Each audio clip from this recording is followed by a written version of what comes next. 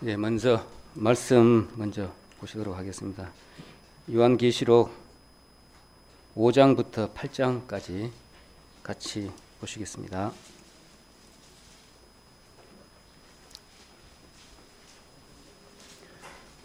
요한계시록 1장 5절부터 8절까지입니다.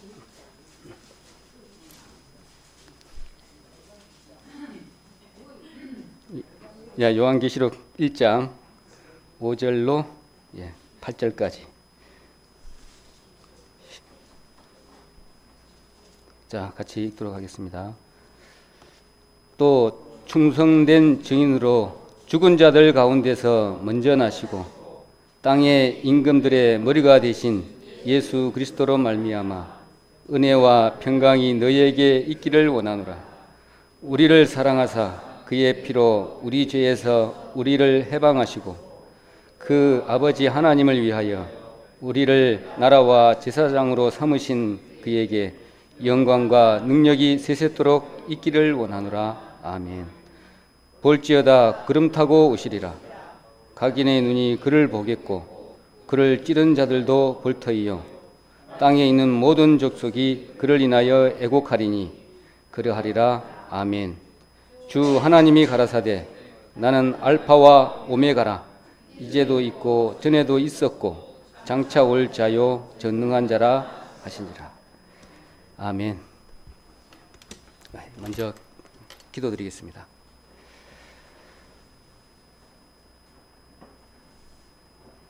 거룩하신 아버지 하나님, 오늘도 우리 심령 안에 늘 좌정하셔서 그 형편대로 비워진 그 마음대로 가득가득 채워주시기를 원하시는 주님께서 오늘도 은혜와 사랑 가운데에 또 주님의 말씀을 받을 수 있고 또 우리 받아야 마땅한 저희들을 또 이 자리에 한데 모아주셔서 또 같이 교제케 하시니 참으로 감사를 드립니다.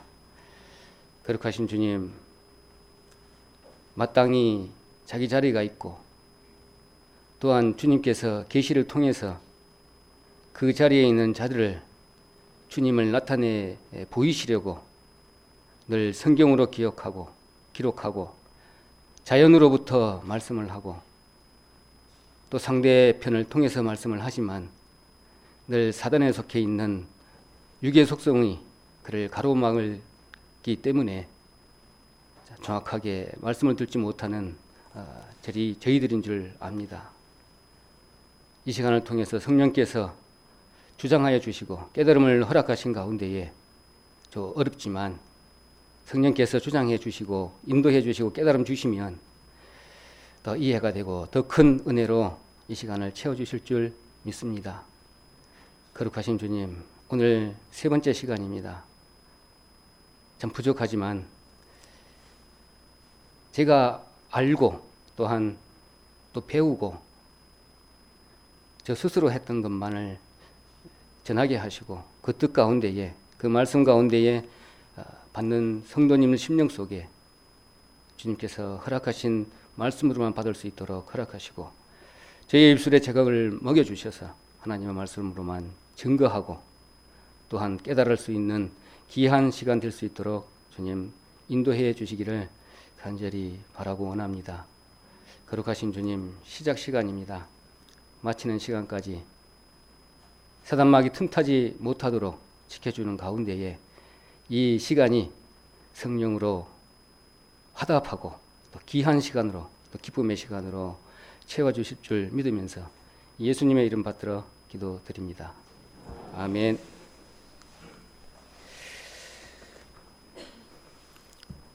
태풍이 와가지고 많이 분주하셨을 텐데 준비는 다 하셨습니까? 태풍 대비? 오늘 상당히 좀 분주했습니다. 태풍이 오니까 그냥 온 세상이 또 태풍까지 또 가세를 해서 참 어지러운 이 세상이 이렇게 되어버렸는데 저 같은 경우는 오늘 본사에서도 점검이 나오고 또 발주처에서도 막 난리를 하고 또 오늘 또 비도 오도 안 오고 그러는데 오늘 또 당직 근무를 또 쓰라 그러고 뭐 이런 가운데 저는 또 말씀 준비가 돼 있고 또 이렇게 줘도 뒤로 딱 물러주시더라고요. 그래서 편안한 마음으로 이렇게 나오게 됐습니다. 오늘 아침에 처음 앞에 오니까 참 이 자리가 상당히 무서운 자리인가 봐요. 그런 게 좀 느껴집니다.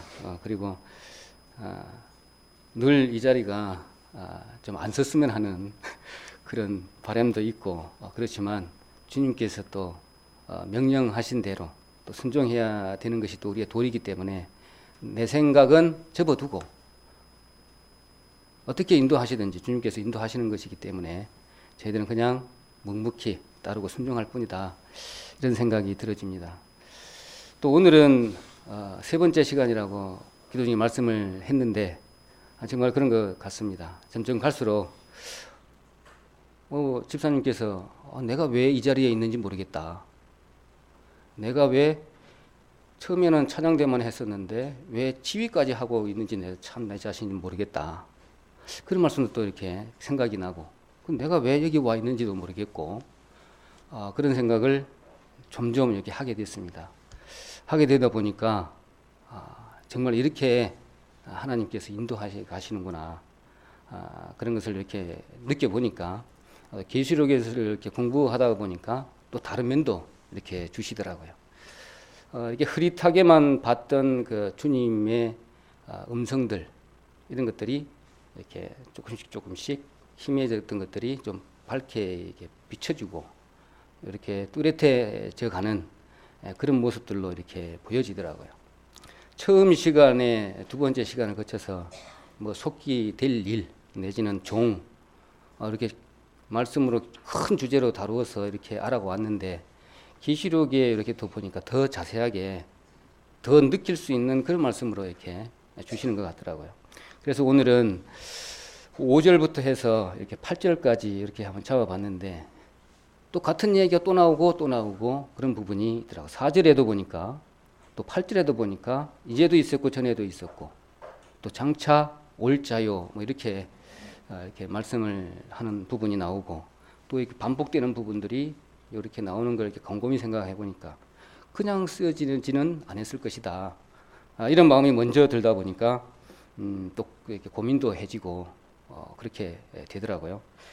그래서 이렇게 계시록 1장을 지금 하고 있는데 1장 안에 모든 핵심적인 말씀들이 다 함축되어 있기 때문에 1장만 어떻게 이렇게 잘 지나간다면 뒤에 분들은 이렇게 빨리빨리 지나갈 수 있겠다 그런 생각이 문득 들어지고 핵심적인 그런 부분들이 앞에 있다 보니까 다른 말씀보다도 계시록에가 제일 앞장이 좀 길더라고요. 1장이 인사 말씀도 길고 그리고 뭐 디도서가 조금 길긴 했지만 그래도 계시록이 제일 긴 그런 배경이고 특징이고 그래서 인사의 내용을 이렇게 보니까 함축적인 내용이 뭐냐면 그 특징이라고 할 수가 있겠죠. 예수 그리스도가 누구냐 내지는 예수 그리스도에 대해서 이렇게 기록을 했고 그 다음에 그러면 그리스도인이 그러면 누구냐. 그러니까 이게 배경은 전부 다가 요한이 기록한 것이지만 환난과 핍박과 바로 눈앞에 죽음이 임해 있는 그런 상황에서 믿는 그리스도인들에게 이렇게 쓰는 내용, 기록한 내용이거든요.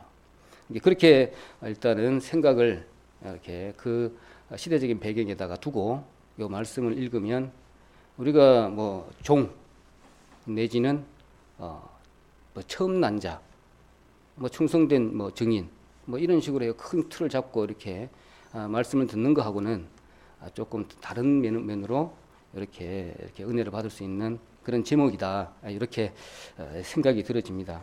그래서 오늘 4절하고 이렇게 8절입니까? 그런 그 부분에 이제도 있었고 전에도 있었고 장차 올 자라고 이렇게도 말씀을 해놨는데 한마디 한마디가 이렇게 똑같은 반복을 하지만 앞과 뒤하고는 또 이렇게 다른 의미를 또 주더라고요. 그래서 함축 어떤 그 내용들이 이렇게 되어 있기 때문에 쉽게 이렇게 이해가 되고 이런 부분이 또 아닌 부분들도 너무나 많더라고요. 그래서 또 자세히 좀 생각해보고 또 기도도 해가면서 이렇게 성경을 봐야 되는 그런 부분이 계시록이기 때문에 그런 면으로 본다면 그리스도인들을 이렇게 생각을 많이 하게 하고 이런 것들이 또 큰 우리 은혜로 또 다가오는 것 같습니다. 이 상황에서 이 맞는 일곱 교회 그리스도인들이 느끼는 그런 부분은 전에도 이제도 있었고 전에도 있었고 장차 올 자라고 하면 영원하신 그 하나님을 모르는 분들이 아마 없을 겁니다. 그런데 똑같은 이야기를 영원하신 하나님을 왜 이렇게 세 군데로 이렇게 나누어서 이렇게 말씀을 하시는가, 이런 부분을 이렇게 생각을 안 할 수가 없겠더라고요. 또 많이 생각해 보고는 했지만 이게 잘 모르겠더라고요. 그러다 보니까 고민도 이렇게 해보라 하는 그런 메시지도 있고, 이게 뭐 모르는 건 그냥 넘어가야 되고 아는 것만 또 이렇게 받아들여서 또 내 걸로 또 만들어보고 또 삶에 또 적용도 해보고 이런 것들이 우리가 받아야 될 그런 내용으로 이렇게 집니다. 그리고 보면 또 처음이고 또 나중이고 또 이런 내용도 또 나오고 그러더라고요. 그래서 그리스도인들이 그때 그 당시에 말씀을 받는 당시에는 스스로 자기를 지킬 수 있는 그런 상황이 못 되는 거예요. 곧 눈앞에서 죽어가고 그 다음에 뭐 화형당하고 그리스도인들을 예수님을 시인하면 또 배반하면 살려주고 뭐 이런 상황이 있기 때문에 그때 당시에는 그냥 오로지 전부 다가 그리스도인들은 순교자 그런 역할 그런 상황이기 때문에 지금 우리하고는 완전히 좀 다른 상황이죠. 교회 가고 싶으면 가고 전도하고 싶으면 하고 뭐 이런 상황은 그런 상황이 전혀 아니겠죠. 비교를 한다면 그런 상황에서 이 말씀을 받기 때문에 너무나 간절한 그런 것보다도 어떤 강한 힘에 이끌려서 이런 말씀을 받고 이렇게 용기를 얻고 그 대적하고 싸워서 이기는 그런 말씀으로 이렇게 받았던 이렇게 흔적을 내지는 그런 감명을 받는 그런 대목이기도 합니다. 충성된 계시록 1장 5절에 또 충성된 증인으로 죽은 자들 가운데서 먼저 나시고 땅의 임금들의 머리가 되신 예수 그리스도로 말미암아 은혜와 평강이 너희에게 있기를 원하노라. 우리를 사랑하사 그의 피로 우리 죄에서 우리를 해방하시고, 이 정말 짤막한 한 마디 안에 엄청난 뜻이 이렇게 숨어 있는 것을 이렇게 봐집니다. 이 말씀을 받는 그런 사람 중에 또 이렇게 눈여겨 이렇게 봐지는 부분이 그런 핍박을 당하면서도 찬송을 하면서 죽어가는 모습도 영상을 통해서 봤는데 정말 상상할 수가 또 없는 그런 부분이더라고요. 그래서 우리하고는 참 차원이 틀리는 그런 신앙생활을 하고 있는 모습은 정확하게 읽었고, 또 그는 그들이 믿는 그는 창조자고 생명이고 그 다음에 영생을 주신 분이기 때문에 이런 고통 가운데 함께 또 하신다고 믿고, 내지는 늘 여기에 옆에 주님께서 임재하고 계신다는 것을 느끼기 때문에 그런 담대한 불에 바로 타 죽을 순교자의 그런 할 수도 있는 용기도 이렇게 생긴 것 같습니다. 그러다 보니까 지금 살아도 산 것이 아니고, 내지는 죽으면 다시 살겠고, 그런 영원하시고 능력이 많으신 분이 늘 우리가 함께 계시고 이러기 때문에 그런 담대함도 같이 이렇게 나오는 것 같더라고요. 그러니까 그때 당시에 그 시대적인 상시에 예수님만 믿으면 다 죽음이 도사리는 그런 상황에서는 얼마든지 그런 용기가 나올 수 있는 그런 그리스도인이라면 그런 이렇게 한정돼서 이렇게 말씀을 한다면 그런 부분이 이렇게 연상이 되더라고요. 그러니까 더 은혜가 좀 이렇게 되어졌고, 그 다음에 이것들을 우리에게 적용을 시킨다면 이런 거죠. 그냥 우리 죄를 사하여 주시고 또 구원받게 해주시고 참 은혜가 참 크다 이렇게 받는 거하고 그것을 갖다가 우리 삶에 적용시켜서 우리 삶 이제 현장에 그 적용시킨다면 또 은혜가 되겠죠. 그래서 저 같은 경우에 참 이런 말씀을 두고 제일 괴롭히는 사람이 자기 가족이잖아요. 예, 그래서 처음에는 참 이렇게 많이 이렇게 참지도 못하고 또 이렇게 반박도 하고 또 건면도 한다시고 또 이렇게 강력하게 또 이렇게 어필도 해보고 이렇게 했지만 또 돌아서면 이 방법이 아닌데 이렇게 상황이 이렇게 전개되잖아요. 그러면 그 상황에서는 하여튼 뭔가를 제가 하여튼 방법을 잘못 쓴 거잖아요. 본인은 이제 아니까. 그래서 참 오늘도 상황에서 삶의 현장 상황에서 마음에 움직이는 여러 가지 싸움에서 그것도 마찬가지로 시대적인 상황으로 이렇게 바꿔서 이렇게 생각한다면 동일한 상황이겠죠. 그 마음에서 이기지 못하고 내가 먼저 나오는 바람에 그 상황을 내 뜻대로 가버린 거잖아요. 하나님 뜻대로 안 가고 시대적으로 본다면 이 당시의 그리스도인들은 내 목숨을 내가 스스로 지킬 수 있는 상황이 아닌 거예요. 오로지 하나님만 믿고 간 상황하고 저 상황하고 똑같은 상황이 되는 거죠. 어떻게 보면 그런 상황에서 뭐 이제도 계시고 전에도 계시고 장차 오실 자라면 영원하신 하나님이 늘 우리 심령 가운데 현장 가운데 아니면 임재해 계신다고 이렇게 생각을 한다면 그걸 좀 바꿔서 우리가 생활에 적용을 한다면 그렇게도 적용할 수 있겠다. 우리 심령 안에 마음 안에 계시는 주님께서 우리를 좌지우지 하실 텐데 그 싸움에서 어떻게 보면 죽을 수도 있고 살 수도 있고 그런 상황에서 본다면 그와 똑같은 시대적인 배경이나 우리 좀 받으면 똑같은 그런 상황이다라고 여겨지고 그런 자리에서 이렇게 본다면 현실로 와서는 좀 감은 좀 다르겠지만 그렇게 적용해 볼 수 있겠다 이렇게 생각이 들어집니다. 그래서 늘 역경과 환난과 또 핍박 속에 살아가는 그런 사람들이나 그 앞에서 총은 없지만 칼 앞에서 우리는 지금은 보이지 않는 칼에 우리는 항상 휘둘리고 있잖아요. 어떻게 보면 우리가 더 심각할 수가 있어요. 그거는 바로 그때 당시에는 칼이 눈앞에 보이고 하기 때문에 눈에 다 보였습니다. 그렇지만 현재 우리가 살고 있는 부분에는 칼이 안 보여요. 안 보이기 때문에 얼마든지 유린당할 수 있고 유린당하는 것조차도 몰라요. 더 심각할 수가 있거든요. 그렇다면 그렇게 이렇게 본다면 정말 깨어서 있지 않으면 언제든지 이렇게 우리는 바로 사단의 밥이 되어버리고 마는 그런 상황이다 이렇게 여겨집니다. 먼저 우리 계시록을 대해서 한 번 더 짚고 넘어가야 제대로 좀 알 것 같아요. 한 번 더 본다면 계시의 그 정의를 한번 우리가 다시 한번 하면은 더 명확해질 것 같습니다. 감춰졌던 것을 나타내는 것이고 곧 예수 그리스도고 그 다음에 낙원에서 들은 말이고 또 복음이고 성경이고 그 다음에 자연이다 라고 정의를 했습니다.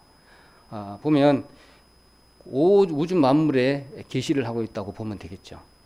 그리고 계시의 근원은 하나님이고 그리스도고 영이고 대신에 사람은 아니라는 것이죠. 그리고 계시를 주시거나 하시는 이유가 분명히 있다는 겁니다. 그 이유는 하나님의 뜻을 포기하기 위해서, 그 다음에 보이거나 또 알리기 위해서 뜻을, 그 다음에 하나님의 비밀을 나타내 보이기 위해서, 또 하나님의 의향을 어떤 생각하고 있는지 또 보여주기 위해서, 내지는 비밀의 경륜을 알게 하기 위해서, 또 복음의 전도자가 되게 하기 위해서, 또 구원에 이르는 지혜가 있게 하기 위해서라고 기록이 되어 있는데 정말 이것이 맞잖아요. 이런 개념에서 말씀을 받고 이렇게 한다면 계시록에 기록된 목적하고 우리가 지금 말씀을 계속 받는 이유가 열매를 맺어가는 그런 단계고 복음이 계속 우리가 진행되어지는 과정이라면 우리가 어디만큼 왔는지, 내 위치가 사실은 어디만큼 왔는지, 열매가 지금 뭐 푸르게 지금 되어 가는지, 그 계시록을 통해서도 이렇게 가늠해 보고 내가 나에게 부족한 부분이 또 뭐가 있는지 이렇게 본다라면 더 나은 방법이 되지 않을까, 또 이렇게 또 생각도 한번 해봤습니다. 계시하는 방법은 또 성령을, 천사를, 선지자, 사도, 또 환상의 꿈에서도 보인다네요. 꿈으로도 이렇게 계시하는 방법도 있고, 그 다음에 자연을 통해서, 역사적인 사건을 통해서 이렇게 계시를 한답니다. 그리고 거짓 계시자의 근원은 사람의 심령이랍니다. 사람의, 나의 마음을 신뢰해서는 절대로 안 되겠죠. 윤영기 집사님께서 우리 전도 집회할 때 또 말씀을 했지만, 기준을 어디에 두느냐, 그에 따라서 판이하게 내가 속을 수도 있고 그렇지 않을 수도 있고, 정말 중요한 그런 부분인 것 같습니다. 그렇게 본다면 우리가 말씀을 받을 때도 정확하게 잣대를 대고 이렇게 받아야 되겠다, 그런 생각도 해봅니다. 그래서 계시록 1장 5절을 아까 읽었지만 여기에 보니까 예수님의 세 가지 특징을 이렇게 기록을 해놨습니다. 충성된 증인, 죽은 자들 가운데서 먼저 나시고 땅의 임금들의 머리가 되신 예수 그리스도, 이렇게 세 가지 특징을 이렇게 해놨는데, 정말로 이것만 보더라도, 한 가지만 보더라도 이렇게 계시의 목적이 뭔지, 우리에게 주신 말씀이 뭔지 이렇게 좀 가늠이 되고 빨리 이해가 되는 것 같습니다. 그래서 또 새롭게 받은 게 좀 있습니다. 뭐냐면 충성된 증인으로 보면 우리 요한복음 3장 11장 한번 찾아보겠습니다. 요한복음 3장 11장입니다.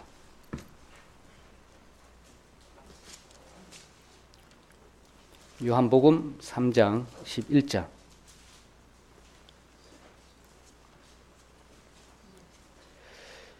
진실로 진실로 내게 이르노니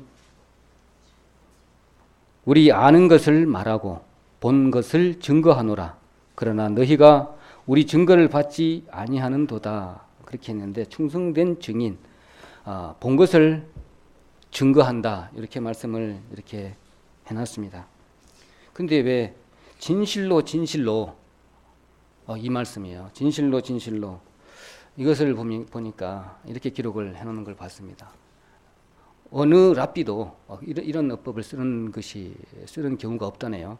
오직 특별한 어법을 쓰는 사람은 예수님만 이 어법을 사용했다고 합니다. 진실로 진실로, 그럼 영어로 본다면 뭐 리얼리, 뭐 이렇게 뭐 truly 뭐 이렇게 쓸 수도 있겠지만, 반복해서 진실로 진실로, 이 뜻은 아멘 아멘 이렇게 풀이를 해놨는데 정말 내가 아멘이 되더라고요. 뭐냐면 우리 아멘 뜻은 동감입니다, 나도 동의합니다, 나도 같소, 뭐 이렇게 의미를 이렇게 갖고가 있는데, 그것보다는 원래 의미가 조금 약해져 있는 그런 표현이다고 한 말씀이 정말 아멘 되어져요. 뭐냐면, 그러면 구약 흐름을 이렇게 보면 모세가 시내산 앞에 서서 하나님께 율법을 받으러 가기 전에 이렇게 백성들을 모아놓고 이렇게 다짐을 하는 과정에서, 내가 말씀을 하나님께 받아올 텐데 그 말씀을 받아올 것을 너희들이 지키겠느냐 했을 때 백성들이 다 지키겠다고 하고 아멘 아멘 했습니다. 모세는 그걸 알았잖아요. 지키지 못할 것으로. 그래서 피를 준비를 하고 피를 뿌렸기 때문에 그 상황에서 그 아멘 아멘은 내가 목숨을 걸어놓고, 피를 뿌린 그런 상황에서 목숨을 걸어놓고 내가 그 약속을 지키겠습니다, 그런 의미. 좀 우리가 아멘 아멘 하면 조금 그 의미가 조금 낮은 의미지만, 이렇게 진실로 진실로 주님께서 특별한 어법으로 사용한 이 부분은 그런 상황에서 모세가 시내산에서 말씀을 받을 때 백성들을 다 모아놓고 그렇게 우리가 지킬 것이냐 물었을 때에 아멘은 목숨을 내놓고 지키겠습니다 라는 뜻의 아멘이거든요. 그렇다 그러면은 진실로 진실로는 우리가 아멘 아멘 이거 하고는 조금 의미가 좀 다르다고 이렇게 볼 수가 있겠습니다.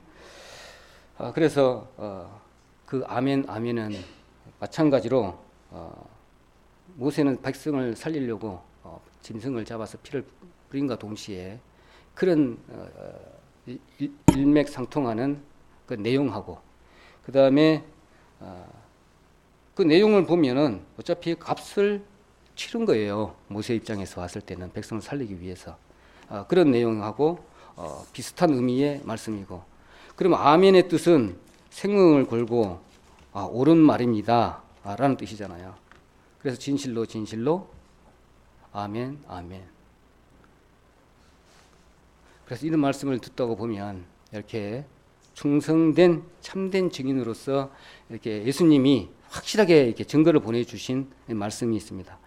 요한복음 18장 37절 한번 보시겠습니다. 요한복음 18장 37절.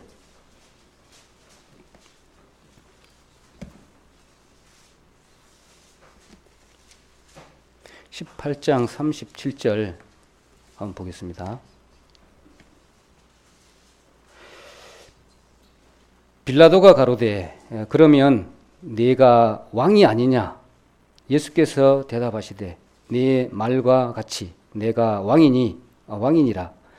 내가 이를 위하여 났으며 이를 위하여 세상에 왔나니 곧 진리에 대하여 증거하려 함이로라. 무릇 진리에 속한 자는 내 소리를 듣느니라 하신대. 빌라도가 가로되 진리가 무엇이냐 하더라 이렇게 했는데, 왕이냐? 그러면 네가 왕이냐? 그러니까 내가 왕이다 이렇게 증거를 본인이 이렇게 직접적으로 증언한 것은 이 대목입니다. 그리고 이 대목은 빌라도 앞에서 예수님이 서서 증거했기 때문에 이 빌라도는 유대의 로마 총독입니다. 엄청난 지위에 있는 정치인이죠. 어떻게 보면 정치인이죠. 정치 대표자입니다. 정치 대표자 앞에 참된 증인의 자세로 증거를 한 거죠. 또 보면 요한복음 3장 11절에 한번 볼까요? 요한복음 3장 11절. 요한복음 3장 11절은 니고데모가 바리새인으로서 유대인의 관원이었죠. 그러면 이 사람은 유대 종교의 대표자라고도 할 수가 있겠죠. 그래서 여기 충성된 증인 이 말씀에 이 부분 니고데모 앞에서, 빌라도 앞에서, 특히나 니고데모 앞에서는 유대 종교의 대표자 앞에서 증거한 내용이 3장 11절 말씀, 요한복음 18장 37절 말씀에 정확하게 정말 자신을 드러낸 증거한 것이 아니라 하나님을 증거한 대표적인 말씀이라고 여겨집니다. 그 뒤에 보면 진리에 대하여 18장 30절에 보면 진리에 대하여 증거하려 함이로라 이렇게 뒤에 말씀을 했는데, 진리에 대해서 증거하는 것이로다. 참진, 우리 이치리 이렇게 해가지고 참이치 이렇게 되어 있지만 우리 성경적으로 봤을 때는 그런 내용은 조금 부족하잖아요. 그래서 성경적으로 본다면 진리라고 하면 내가 곧 길이요 진리요 생명, 그 진리하고도 같지만 그 진리는 주님께서 주시는, 하나님께서 주시는 신적 생명을, 그러니까 영원한 생명을 우리가 얻는 것이잖아요. 죽었던 사단의 자식이 되었고 사단의 종이 되었던 그런 상황에서 모든 죄값을 사단에게 다 치르시고 죄값을 피를 흘리고 그 죄값을 다 치르고 난 다음에 그 값으로 우리의 영혼들을 다 사신 것이단 말이죠. 그러면 그렇게 되면 그 진리라는 것은 이제 영원한 생명을, 하나님과의 동등한 신적 생명을 얻은 우리라는 것이죠. 그런 생명을 얻는 모든 통틀어서 이것이 진리라는 것이죠. 진리에 대해서 증거하는 것이도다. 하나님께서 모든 것을 인간의 역사를 은혜 가운데 부르시고 이루어지는 것 모든 것들을 갖다가 예수님을 통해서 하나님을 나타내 보이시고 결국은 하나님께서 원하시는 영원히 사시고자 하시는 그런 뜻에까지 완성해 놓으신, 다 이루어 놓으신 거기까지가 우리가 진리다, 이렇게 보면 맞는 것 같습니다. 그렇게 본다라면 참으로 우리 은혜가 넘치다 이렇게 보여집니다. 그리고 대표적인 또 말씀으로 또 죽음을 초월해서 또 하나님의 신적 생명을 얻는 것만이 아까 진리에 대해서 증거하러 왔다고 말씀하신 그런 부분이 나오는데, 또 확실하게 또 알려주신 또 분이 있죠. 하나님이 또 어떠한 분인지 확실하게 알려주신 부분이 있습니다. 그런 말씀 중에 요한복음 1장 18절 한번 볼까요? 요한복음 1장 18절. 요한복음 1장 18절에 보면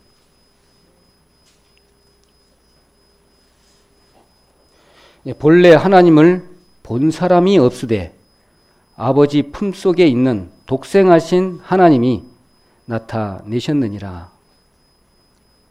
그렇게 말씀을 하셨습니다. 독생하신 하나님. 정말로 이것만 보더라도 오늘 전번 주입니까? 목사님께서 설교 말씀 중에서 나온 독생하신 하나님. 본래 하나님을 본 사람이 없으되 아버지 품속에 있는 독생하신 하나님이 나타내셨느니라. 이 말씀도 참 기억이 나는데 아마 큰 정말 은혜가 됩니다. 하나님이 누구신지 직접적으로 이렇게 보여주신 말씀이 아닌가 이렇게 여겨집니다. 또 볼 수 있도록 해주는 분은 우리와 같은 사람이면 우리 예수님밖에 없잖아요. 그러니까 예수님이 그 많은 선지자나 기타 등등 증거했던 모든 분들 위에 가장 충성된 증인이 예수님이다. 그 이렇게 말씀 중에도 이렇게 말씀이 되어 있는데, 정말 그 의미가 단지 5글자입니까? 충성된 증인. 요 한마디로 함축을 팍 시켜놨다는 거죠. 이게 구약하고 그 다음에 어디입니까?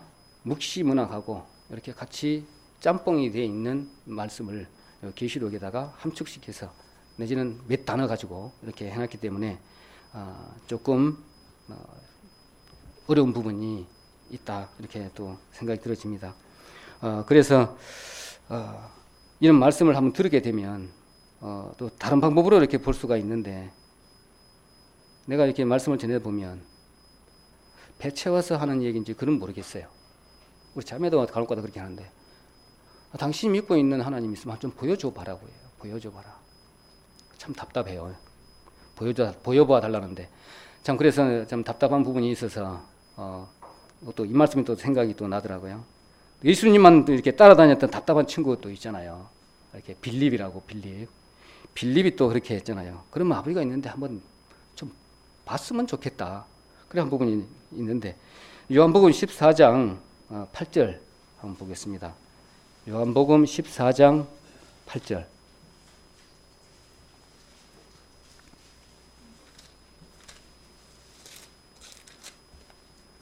요한복음 14장 8절입니다. 같이 들어가겠습니다. 빌립이 가로되 주여 아버지를 우리에게 보여 주옵소서. 그리하면 좋게 하겠나이다. 예수께서 가라사대 빌립아 내가 이렇게 오래 너희와 함께 있으되 네가 나를 알지 못하느냐. 나를 본 자는 아버지를 보았거늘 어찌하여 아버지를 보이라 하느냐. 아버지가 누구죠? 아버지가 곧 하나님이고 그 하나님을 이제 증거하는 증인이잖아요. 그래서 아마 이 말씀을 기록을 할 때 요한은 이미 예수를 통해서 하나님을 본 것이죠. 따지고 보면. 그러면은 이 편지를 받는 그 사람들은 누군가도 이제 알아야 될 필요가 있습니다. 당시에 그 유대인이었고, 그 다음에 유대 사상에 들어왔다가 또 그리스도인이 된 사람, 짬뽕이 좀 다 있을 건 아닙니까? 그 다음에 이방인도 되겠고, 그 다음에 구약 성경을 잘 아는 사람이겠죠. 그런 사람들에게 이 편지를 이렇게 쓰게 되는 거죠. 그러다 보니까 하나님을 증거하는 모든 존재들, 아까 말씀드린 증거하는 존재들이 참 많았잖아요. 자연에서부터 시작해서 하나님을 모든 증거를 한다. 계시를 통해서. 그 다음에 그 모든 존재들하고 모든 선지자를 이렇게 종합해가지고 플러스 해보면 그 결과가 뭐냐면 예언이 이렇게 다 계시가 완성이 되고, 그 다음에 이렇게 예언이면 예언이죠. 완성되는 결론이 뭐냐면 예수님밖에 없어요. 마지막은 예수님으로 딱 함축이 되니까 모든 내용들이 다 끌고 가다가 보면 다 예수님으로 함축되고, 성경이 전체다가 예수님이기 때문에 충성된 증인이면 그 말이 정말 합당한 단어다, 이렇게 여겨집니다. 그리고 우리가 알고 믿고 있는 예수님, 그 다음에 예수님 때문에 핍박을 받고 예수를 확실하게 하나님이 우리에게 보내신 자요, 그가 하나님이시다라는 것을 충성된 증인 한마디로, 그분들은 구약을 완전히 깨고 있는 사람들이기 때문에 충성된 증인이라고 이렇게 말하면 그분들은 이런 내용을 쫙 풀어서 아니면은 무시문학에 있는 그런 내용들을 접해 있기 때문에 어떤 말을 하더라도 요한이 쓴 말이라면 그들이 잘 알아들을 수 있는 그런 내용으로 했기 때문에 충분하게 다 이해가 가는 그런 내용일 겁니다. 그런데 우리는 어렵죠. 그런 부분에서 우리는 그 시대적인 상황을 너무나 잘 알아야 되겠다. 그래야 되겠습니다. 그 다음은 먼저 나신 자 두 번째로 이렇게 기록이 되어져 있습니다. 영어는 잘 모르지만 이렇게 찾아보니까, 다른 성경 보니까 먼저 나신 자 해가지고 first born 이렇게 되어 있던데, 죽음으로부터 처음 난 자 이렇게 되어 있더라고요. 정말 이렇게 맞는 것 같아요. 그 의미는 죽음의 권세를 깨뜨린 존재, 세 가지로 이렇게 분류가 되어 있더라고요. 권세와 영광을 가진 자, 그 다음에 first place 해가지고 으뜸이다. 이렇게 세 가지로 먼저 나신 자를 이렇게 설명을 해놓고 있는데, 그런 여러 가지 상황들을 보면 거기에 또 이해가 되더라고요. 골로새서 1장 한번 보겠습니다. 골로새서 1장 15절 한번 보겠습니다. 골로새서 1장 15절, 16절 한번 보겠습니다. 그는 보이지 아니하시는 하나님의 형상이요 모든 만물보다 먼저 나신 자니 만물이 그에게 창조되되 하늘과 땅에서 보이는 것들과 보이지 않는 것들과 혹은 보좌들이나 주관들이나 정사들이나 권세들이나 만물이 다 그런 말미암고 그를 위하여 창조되었고 이렇게 되어 있는데, 먼저 나신 자, 이게 관주에 보니까 아까 골로새서 1장 15절 16절에 15절에는 모든 창조물보다 먼저 나신 자 이렇게 기록이 되어 있고, 16절에는 보좌들이나 주관, 정사, 권세 이렇게 표현이 되어 있는데, 이 부분들은 천사 그룹을 상징하는 단어입니다. 그러니까 보이는 것들과 또 보이지 않는 세계를 창조하신 분, 구약의 예수 그리스도께서 창조했다. 이런 부분은 좀 찾아보기가 힘든데 잠언에 그런 말씀도 되어 있더라고요. 잠언 8장 22절로 31절을 보니까 제가 읽겠습니다. 여호와께서 그 조화의 시작 곧 태초에 일하시기 전에 나를 가지셨다 했고, 그 다음에 만세부터 상고부터 땅이 생기기 전부터 내가 세움을 입었나니, 그리고 세움을 입었나니. 그 다음에 잠언 24절에는 또 났으며, 그 다음에 났으니, 또 내가 거기 있었고, 이런 말씀이 계속 31절까지 되어져 있습니다. 가지셨으면 낫으며, 근데 만들었다는 것은 아닌 것 같더라고요. 만들었다는 것은 아니고, 뭐냐면, 그러니까, 그렇잖아요. 모세에게 하나님께서 이렇게 내가 하나님이라고 이렇게 보여줄 수가 없잖아요. 그러니까, 불꽃 가운데서 하나님을 보여주시고, 내지는 다른 모습으로 또 예수님을 통해서, 청성리 증인이니까 예수님을 통해서 하나님을 볼 수 있도록 우리에게 주신 것이잖아요. 그러다 보니까 실제로 나타나 보이면 우리는 앞에 나갈 수 없는 존재이기 때문에 다 죽어버린다는 거죠.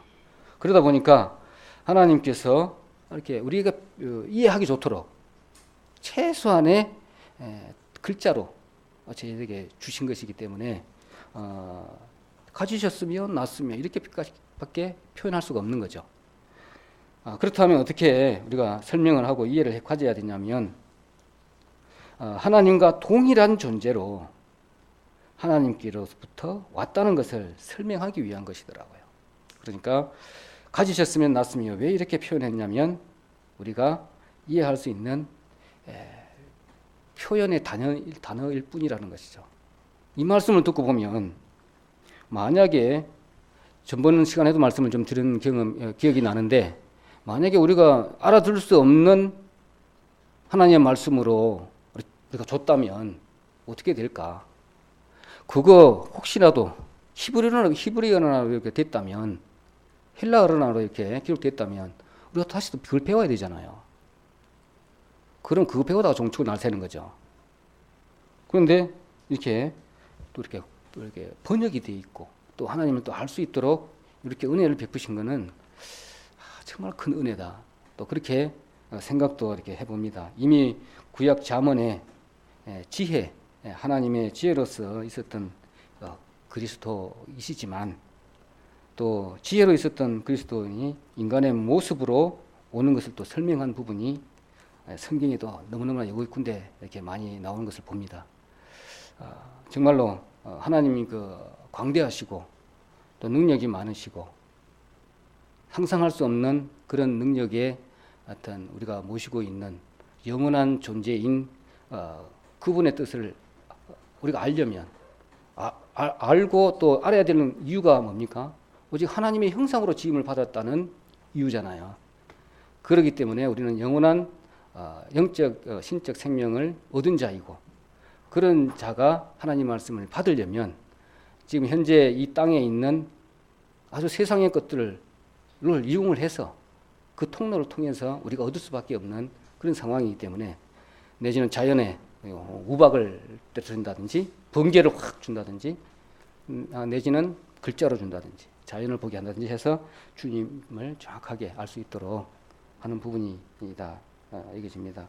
그래서 우리가 요한복음 1장 1절에 보면 우리가 잘 알고 계시는 태초에 말씀이 계시니라, 이 말씀이 하나님과 함께 계셨으니 이 말씀은 곧 하나님이시라. 그가 태초에 하나님과 함께 계셨고 이 말씀이 아까 났으며 났으니 가졌으니 이런 부분이 좀 이해가 이렇게 되는 것 같습니다. 그래서 이 말씀을 가지고 예전에 목사님께서도 말씀을 하신 기억이 납니다. 초대교회 당시에 아리우스 논쟁도 이런 말씀을 가지고 먼저 났냐 이런 의견을 가지고 논쟁이 있었던 그런 내용도 있었다고 말씀한 기억이 나는데, 얼마든지 이 말씀을 본다라면 그런 오해도 생길 수 있고 또 논쟁의 주제도 될 수 있겠다 이렇게 얘기해집니다. 그런데 우리는 이 내용들을 다 알고 또 이해하는 부분들이 얼마나 큰 은혜인지 또 새삼 이렇게 느껴집니다. 그럼 만약에 예수님이 하나님과 같지 않다면, 목사님도 말씀하셨지만 우리 구원이 이루어질 수가 없는 거잖아요. 그리고 그분은 완전해야 되고 반드시 사람이어야 되고 또 사람이 아니면 구원이 우리가 없는 거잖아요. 그렇기 때문에 이 부분은 정말 중요한 것이기 때문에 논쟁거리가 되지 않았나 그렇게 또 이렇게 다르게 생각해 볼 수가 있겠습니다. 그래서 먼저 나신 자에 또 붙은 자들 또 뽑힌 자가 누구냐면 우리잖아요. 우리 우리가 정말로 이게 어마어마한 이게 의미와 이렇게 뜻이 담겨 있는 그 자에 속해 있는 자가 우리라는 겁니다. 그래서 종기에 처하나 깨달지 못하면 멸망하는 짐승과 같다라는 표현이 또 이 말씀을 두고도 우리가 또 교훈을 받을 수 있겠다 여겨집니다. 그래서 계시록은 누구의 또 이야기냐? 어떻게 보면 우리들의 이야기잖아요. 나의 이야기고 우리들의 이야기고 또 하나님 예수님이 먼저 나신 분이고 또 천지 만물을 지으신 분하고의 우리가 어떤 관계가 있느냐, 나와 정확하게 상관이 있는 분이다라는 것을 계시록은 계속 이렇게 말씀을 또 해주고 또 해주고 이렇게 해주는 것 같습니다. 그래서 또 요점을 이렇게 간단하게 해본다면 계속 너희가 어떤 존재이냐는 것을 깨닫게 해줌으로 이렇게 신앙에 잠자고 있는 상태에서 주님을 말씀을 통해서 더 가까이 가면 정말로 이렇게 구원받았으니까 나는 천국 갈 수 있어. 이런 마음에 흐릿한 그런 마음에서 이 말씀을 이렇게 또 한번 받게 되면 내 것으로 직접 피부에 와 닿기 때문에 또 다른 새로운 또 용기도 생기고 도전이 이렇게 생기게 됩니다. 그래서 영광스러운 존재 하나님의 능력과 아까 파워를 가진 자에 붙은 영광에 동참한 자가 이렇게 우리이기 때문에 우리가 그 영광에 정말로 동참한 자다. 그래서 먼저 나신 자의 의미에 그 함축된 그 내용이 인 것 같습니다. 그래서 이제 세 번째로 본다면 만물의 으뜸이다. 퍼스트 플레이스라고 이렇게 한 부분, 먼저 나신 자 뜻 안에 있는 그 내용인데요. 죽음을 깨뜨린 자, 어떻게 보면 이런 것 같아요. 골로새서 아까 1장 18절에 보니까 그는 몸인 교회의 머리가 그의 근본이요 죽은 자들 가운데서 먼저 나신 자니 이는 친히 만물의 으뜸이 되려 한다고 했는데 이것도 으뜸이잖아요. 그래서 이 부분도 한번 말씀을 통해서 우리 들은 적 기억이 납니다. 난데 어떠한 만물의 으뜸까지 우리를 올려놨느냐 하나님께서 그것도 알면 더 낫겠다 여겨집니다. 그래서 엄청난 분이 어떻게 보면 엄청난 분이 로마 황제 그때 당시에서는 로마 황제보다 더 큰 사람이 없잖아요. 높은 사람이 로마 황제에 비교가 되지 않을 만큼 엄청난 분이 그들의 메시아인 것이잖아요. 그래서 그 메시아보다 더 위에 있는 사람. 그래서 그때 당시에 로마 사람들은 황제라 쓰기를 즐겨 했잖아요. 황제의 뜻은 신과 동형이 있잖아요. 신과 같은 존재. 그리고 왕은 그 신하 내지는 총독 그 정도의 어떤 지위에 있죠. 그러니까 이 황제보다 더 으뜸이다. 이런 뜻으로 또 이렇게 풀이가 정말 가능하더라고요. 그래서 로마가 세계를 제패하고 했기 때문에 황제를 쓰기를 좋아했고, 그 다음에 가장 진짜 황제, 가장 으뜸의 자리에 앉으실 분이 우리가 기다리고 있는, 그들이 기다리고 있는 메시아고, 그렇다면 우리의 신분이 어떻게 되느냐면 그들과 동일하게 고통과 환난과 핍박 속에 살아가는 그 원동력이 그 높은 자리에 앉으실 사람들의 똑같다는 거죠. 그래서 그 자리는 사탄이 이렇게 탐내던 이렇게 자리인 것 같습니다. 그래서 그 황제 옆에 우리가 자리를 앉아야 될 사람이 우리라는 것이죠. 황제 같으면 옆에가 황후가 있겠죠. 예수님이 신부이면, 신랑이면 우리가 신부이듯이 이렇게 대비적으로 시대적인 상황으로 해서 이렇게 말씀을 대비해서 주신 것 같습니다. 그러다 보니까 이 말씀이 이렇게 처음에는 좀 재미로 했었고 어떻게 하면 좀 궁금해서 이렇게 하기도 했는데 점점 갈수록 어려워요. 어려워서 내가 참 괜히 시작했다. 이런 생각도 이제 하다가 이것이 무슨 생각인고 싶어서 그래도 해야지. 그런 생각이 좀 앞서서 또 제목을 한번 뭐 이번에는 바꿔볼까. 아니, 너무 어려운 거예요. 어렵고. 그래서 어쩌면 먼저는 일단 남의 것을 얻어야 되잖아요. 그 다음에 또 이것저것 모르는 것도 찾아야 되잖아요. 또 해가 또 아멘 안 되는 건 또 이렇게 조금 가려야 돼. 이렇게. 너무 힘들어요. 그래서 이제 아멘 되는 부분은 정말 이런 것이 있었네. 뭐 기가 쏠기도 하면 그래서 필 받아가지고 조금 더 하고 이렇게 하다 보니까 재미도 있고.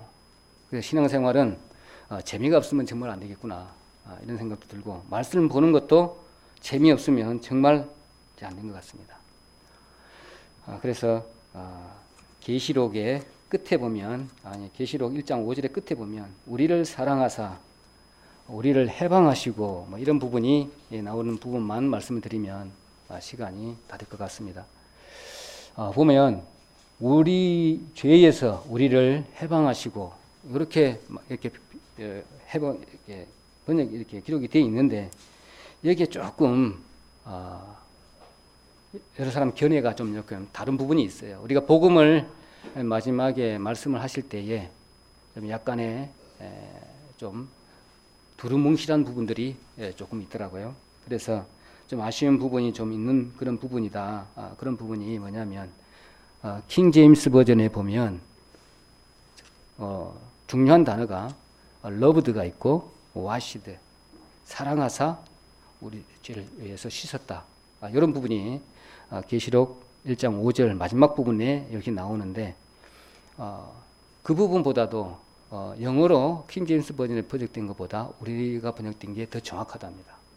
더 정확하고. 그래서 더 정확한 부분에서 조금 아쉬운 부분이 좀 있다네요. 그 부분이 뭐냐면, 우리말로 이제 번역을 한다면 그의 피로 우리의 죄를 씻었다. 이렇게만 해도 우리의 복음에 문제가 좀 없는데, 그것보다는 우리 죄를 씻었다. 이것보다는 우리를 자유롭게 했다. 이것이 더 근접한 해석이랍니다. 그렇게 자유롭게 했다가 더 중요한 것이죠. 그래서 이 뜻 안에는 랜섬이라고 하는 속량하다, 이런 뜻이 반드시 포함이 되어 있어야만이 원래 본뜻하고 시대적인 그 상황에서 유대민족을 향한 그때 당시의 시대적 방향에서 기록한 말씀하고 정확히 맞다는 거죠. 왜냐 그러면 우리 죄를 씻어버렸다, 죄 씻음 받았다 이래 버리면 이게 내 것이 아닌 거예요. 어떻게 보면 좀 두루뭉실해요. 그래서 우리가 잘 아는 at the cost of라는 영어 문맥, 죄값을 치르고 이 내용이 정확하게 들어가야만이 이 상황에 주님께서 말씀하시는 부분들이 뜻을 정확하게 전달할 수 있는 것이죠. 그의 피로 우리의 죄를 씻었다 하고 그의 피로 값을 치르고 우리 죄를 용서했다고 하고는 차원이 다른 표현이더라고요. 그래서 의미가 값을 치르고가 좀 중요한 단어더라고요. 값을 치르고, 그래 값을 치르고 예수님이 자기의 피로 우리를 샀다는 표현이잖아요. 그래서 의미가 죄를 씻었다 하고는 값을 주고 샀다 하고는 정말 천지 차이인 것이죠. 그럼 예를 들면 이런 거죠. 예수님이 지나가시다가 물건을 샀어요. 물건을 샀어. 그러면 그 물건이 누구 겁니까? 예수님 거잖아요. 예수님 거고. 그러면 죄를 씻었다. 그러면 이 누구 거 같아요? 죄를 씻었다. 그러면은 이렇게 내 느낌이 그래요. 누구 것인지 잘 몰라요. 죄만 씻어진 것 같아. 그런 느낌을 딱 받더라고요. 그러다 보니까 좀 멀리 있는 거예요. 값을 치르고 내가 내 걸 가지고 돈을 내서 주고 내가 산 거예요. 그렇다면 어떤 우리가 이렇게 우리 레위기 몇 장입니까? 레위기 4장 27절에 보면 속죄제도 마찬가지잖아요. 자기 죄를 지으면 그걸 속죄의 제물로 자기 것을 가져갔어요. 자기 것을. 거의 재산이고 나의 어떤 소유물인데 아까운 거잖아요. 재산의 일부가 떨어져 나가는데 그걸 그 값을 치르고 그 죄를 해결을 받은 거잖아요. 그렇게 이렇게 보여지기 때문에 예수님도 똑같아요. 자기 것, 자기 생명을 주고 사단에 속해 있는 자기 형상대로 만들어 놓은 영원한 발레자를 돈을 주고 산 거예요, 완전히. 그러면 이제 산 것이 되면 그 산 것은 어떻게 되겠어요? 그때 당시에 종의 제도가 있었죠. 근데 그 종은 어떻게 했냐면 내 주인이 사게 되면 그날부터 자기 머리, 자기 생각 아무것도 없다 그랬잖아요. 그 종의 책임, 종의 신분이. 그러다 보면 그 느낌하고 지금 우리가 말하는 죄를 씻었다 하고의 느낌은 전혀 다른 것이죠. 만약에 이제 이렇게 보면 되겠죠. 예수님이 우리를 죄값을 그러니까 본인의 피값을 주고 하나님 자신인 피값을 주고 우리를 사셨다. 그러면은 사신 종의 입장에서는 이제는 이렇게 생각하면 되겠죠. 주님께서, 하나님께서 이제는 나를 사버렸구나. 나를 사버렸구나. 이제 그러면 이제 내라는 존재는 없구나. 이런 표현이 당연히 우리 마음 가운데 들어와야 된다는 거죠. 그냥 죄를 씻었다? 이런 표현은 실제적으로 내 것이 아닌 것 같아요. 내가 느낌 받는 것도 우리가 다 복음은 다 알고 믿지만 이렇게 그것이 단계별로 이렇게 이어져 간다면 그런 부분들이 내 마음 가운데 와닿고 피부에 와닿는다면 주님께서 피 흘려 주신 그 생명인 그 값을 완전히 치르고 우리가 샀다는 표현은 정말 너무나 이렇게 귀하고 그것이 또 은혜스럽고 고맙고 그렇게 어떻게 할 수 있는 방법이 없는 거예요. 그렇게 반대로도 한번 생각해 봤습니다. 내가 전전정륜하고 사랑하는 대상한테 갈 수가 없는 존재예요. 그렇지만 너무너무나 사랑해요. 목사님께서 참새의 비유를 했지만 그렇다고 본다면 뭔가를 이렇게 보여줘야 되고 뭔가를 해야 되는데 그들이 잘 알아들 수 있는 방법을 택해서 문자로든지 이렇게 방법으로 이렇게 거꾸로 하나님 입장에서 이렇게 생각해 보면 그 뜻이 그 시대적인 상황을 조금 보충해서 이렇게 받는다면 하나님의 뜻이 정확하게 이렇게 전달될 것이고 혹 이렇게 번역이 잘못됐다 할지라도 내지는 그런 상황을 먼저 듣는다면 성령께서 이렇게 바르게 이렇게 해서 우리에게 깨달음을 주시지 않을까 그렇게 이렇게 생각을 합니다. 그래서 생명을 주고 샀다, 나를 샀습니다. 이 표현이 가장 맞는 것 같습니다. 그냥 죄 씻음 받았다, 죄 사함 받았다 이렇게 표현한다면 저희들이 것이 아니라 조금 멀리 떨어져 있는 그런 부분이 아닌가 이렇게 생각을 해봅니다. 그리고 여기서 이제 아들로 삼았잖아요. 하나님께서 아들로 표현도 하고 또 백성으로 삼았다고 하는데 또 제자들에게 또 은혜스러운 부분이 제가 좋아하는 그런 단어이기도 하지만 요한복음 21장 15절부터 17절 보면 그 부분이 나옵니다. 예수님께서 제자들에게 이렇게 하잖아요. 말씀을 하고 있는데 우리 정말로 벌레만도 못한 우리를 베드로에게 하는 말씀이죠. 베드로에게 하는 말씀. 요한의 아들 시몬아, 제가 즐겨 부르는 이게 찬송가 제목이기도 합니다. 요한의 아들 시몬아, 네가 나를 사랑하느냐 3번씩이나 불렀잖아요. 3번씩이나. 이것도 마찬가지로 계시록에도 몇 번 똑같은 말씀을 이렇게 하시지만 첫 번째 했던 거하고 두 번째 했던 거하고 세 번째 했던 거하고는 의미가 정말 틀리더라고요. 내가 한 가지 배운 거 있습니다. 우리 아들이 말을 안 듣는다. 그러면 똑같은 말을 갖다가 계속 이야기를 하는 거예요. 우지나 자야지 한다면 그 단어를 쓴다 그러면은 좀 있다가 또 피시하고 있어요. 똑같은 톤으로 우지나 자야지 또 좀 있다가 또 우지나 자야지 한 10번만 시간 지나간다라면 확 돌아버릴 거예요. 안 하고는 못 배기잖아요. 그런 것처럼 요한의 아들 시몬아, 내지는 진실로 내지는 또 알파요 오메가요, 계속 똑같은 말씀을 계속 또 하고, 이전에도 있었고 지금도 계시고 장차 오실 자. 그러면 똑같이 얘기하면 또 의미가 또 틀리는 거예요. 요한의 아들 시몬아, 내 어린 양을 치라고 했고, 또 두 번째는 어린 양을 먹이라, 내 양을 치라. 이렇게 단계별로 단계 수가 또 올라가요. 이렇게 단계별로 이렇게 올라간 것처럼 의미가 이렇게 틀리는 것 같더라고요. 이렇게 그 의미가 이제는 어떤 의미인지도 조금은 알겠고, 이제는 우리는 말씀을 드렸지만 하나님을 우리는 사랑할 수 있는 존재가 못 되잖아요. 하나님이 우리를 사랑하신 것이지 우리가 하나님을 사랑할 수는 없는 존재잖아요. 그래서 요한의 아들 시몬아 이렇게 했을 때는 네가 나를 사랑하느냐? 이렇게 묻는 것이 아니잖아요. 어떻게 보면 하나님은 사랑할 수 없으니까 주님만이 아십니다. 그러니까 묵묵히 주님만이 아십니다. 이런 부분이 뭐냐면 다르게 또 표현하는 부분도 있더라고요. 내가 너를 사랑하는지 네가 알아? 이런 뜻이더라고요. 근데 사랑할 수 없잖아요, 우리는. 그러니까 내가 너를 얼마나 사랑하는지 네가 알아? 그렇잖아요. 우리 아들 어떻게 엄마 아빠를 얼마나 사랑하겠어요? 관계적인 부분에서만 하겠지만 부모만큼 하겠습니까?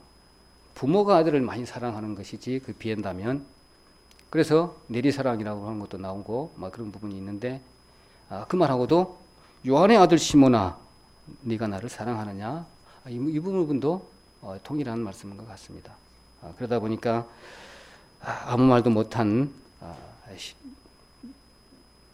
그 베드로의 그 심령도 조금 헤아릴 수도 있는 그런 부분으로도 이렇게 은혜가 됩니다. 그렇지만 우리는 늘 이렇게 은혜를 받았지만 어린 우리 자식들처럼 또 땡깡 부리고 말 안 듣고 이렇게 하는 것처럼 우리도 동일하잖아요. 말씀을 또 많이 듣고 이렇게 하지만 때때로 연약한 또 육체를 갖고 있기 때문에 이리 휘둘리고 저리 휘둘리고 또 정신 차릴 때도 있고, 이렇게 하다 보면 또 주님께서 또 강력한 오늘 것처럼 우리 심령을 또 주장해서 하나님께 원하신 대로 끌고 가신 거라는 우리 믿음이 있기 때문에 사망의 음침한 골짜기로 갈지라도 주님께서 우리가 해를 두렵지 아니하는 그런 우리 믿음이 있기 때문에 두렵지 않다, 이렇게 생각이 들어집니다. 그래서 우리는 늘 사랑하는 것을 아는 사람들은 주님을 위해 이렇게 그런 사랑을 깨달았다면 살 수밖에 없는 그런 존재가 또 우리다. 그래서 우리가 사랑에 이렇게 포로가 됐다고 이렇게 표현을 자주 하는데, 그런 포로가 되어야 이렇게 뭐는 말씀을 준비할 때도 또 봉사할 때도 기쁜 마음으로 즐거운 마음으로 이렇게 해지는 것 같습니다. 오늘 말씀은 하여튼 5절부터 8절까지 이렇게 준비를 했는데 시간이 좀 많이 됐기 때문에 너무 많이 하면 너무 어려울 것 같고, 뒤에는 사실상 너무 어려워서 또 못했고 그런 부분이 좀 있습니다. 이거는 더 좀 해가지고 시간 되면 나중에 기회가 있으면 할 것으로 남겨두고 그렇게 하도록 마치도록 그렇게 하겠습니다. 마지막으로 이렇게 정리를 한다면 이런 것 같습니다.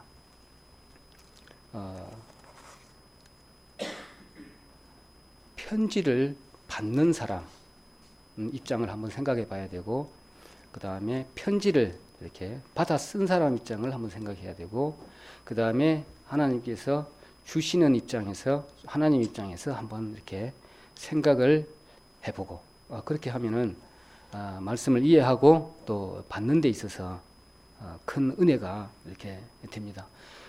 되고, 그 다음에 그렇게 하니까 그동안에 말씀을 지금까지 계속 받아왔던 것들이 이렇게 앞뒤로 이렇게 맞춰지고, 왜 그랬는지 그때서 지식으로 말았던 것이 조금씩 이렇게 정리가 되고, 아까 말씀 초에 말씀을 드렸지만 흐릿하게 보였던 하나님의 모습들이 이렇게 뚜렷이 보이고 이렇게 된다고 말씀을 했는데 정말 그런 것 같습니다.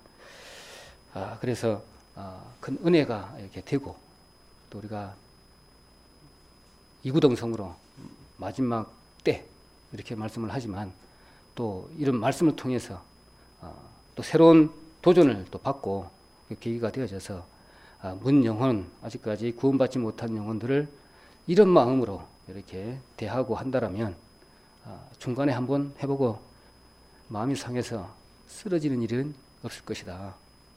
이런 상황에서 곧 죽음이 앞에 있는 그런 상황에서 말씀을 증거하고 또 메시아를 바라보고 이렇게 담대히 이기고 그런 상황에서 또 요한이라는 사람은 글자로 편지를 써서 또 용기를 붙들어주고 응원하고 이런 모습을 우리가 받는다면 우리 항상 성령께서 우리는 용기를 주시잖아요.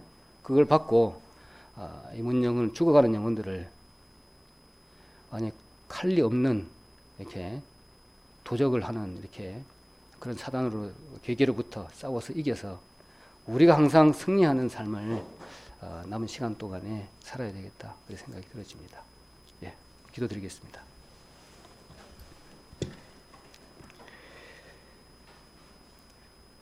늘 우리 심령 안에 살아계시고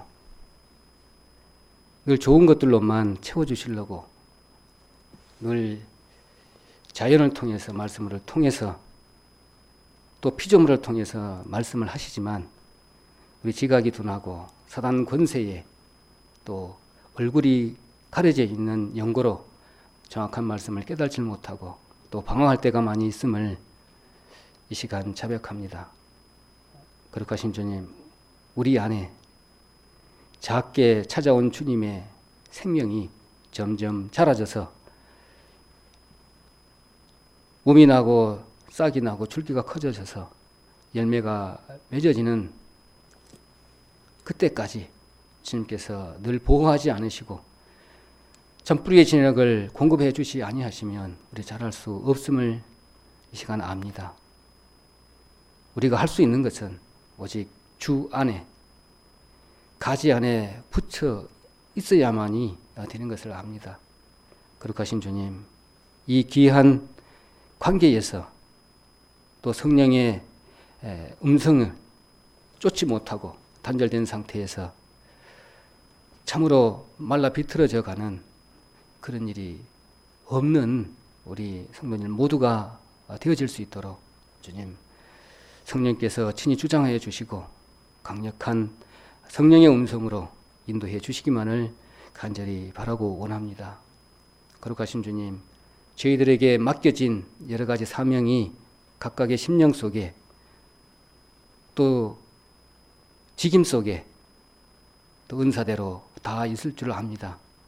충성되이 또 그 일을 다 담당할 수 있도록 도와주시고 또 교회가 어떻게 가야 되는 그 방향도 합심하고 동역하는 가운데 그 길을 인도하여 주시고 밝히 보여지는 가운데 모두가 하나 되는 모습으로 주님을 향해 걸어갈 수 있도록 주님 도와주시기를 간절히 바라고 원합니다.